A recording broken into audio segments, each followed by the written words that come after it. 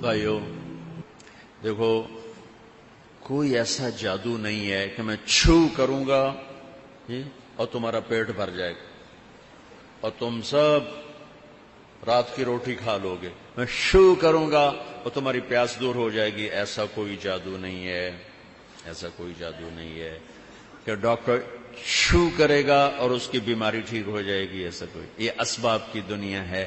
ایسے ہی ایسا کوئی منتر نہیں ہے جو بیٹھے بیٹھوں کو محمدی بنا دے، مسلم بنا دے، مومن بنا دے، متقی بنا دے.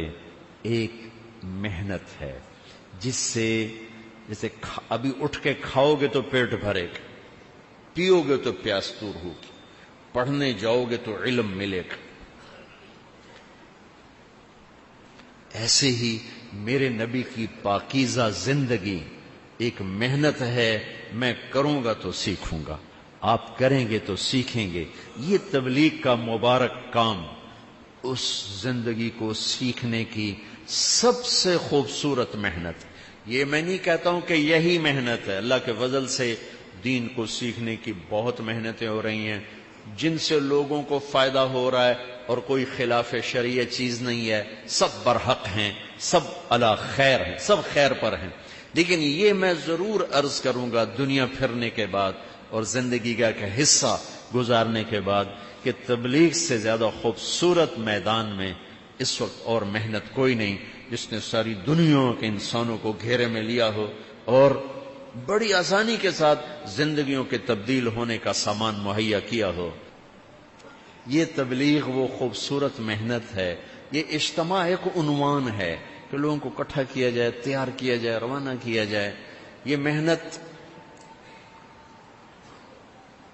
کسی سیاسی پارٹی کی ترجمان نہیں، کسی خاص اسلامی فرقے کی ترجمان نہیں. یہ محنت اسلام کی ترجمان ہے.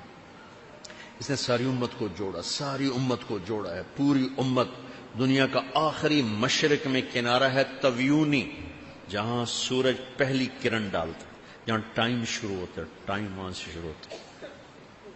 میں وہاں گیا 4 سال پہلے تو وہاں ایک آدمی میرے گلے لگا کہ میں آپ کو پاکستان میں ملا ہوں. میں نے کہا اچھا کیا کرنے گئے تھے؟ کہ 3 چیلے لگانے گئے تھے. آخری کنارہ مشرق کا تویونی، اور وہاں اللہ نے تبلیغ کا کام پہنچایا ہوا.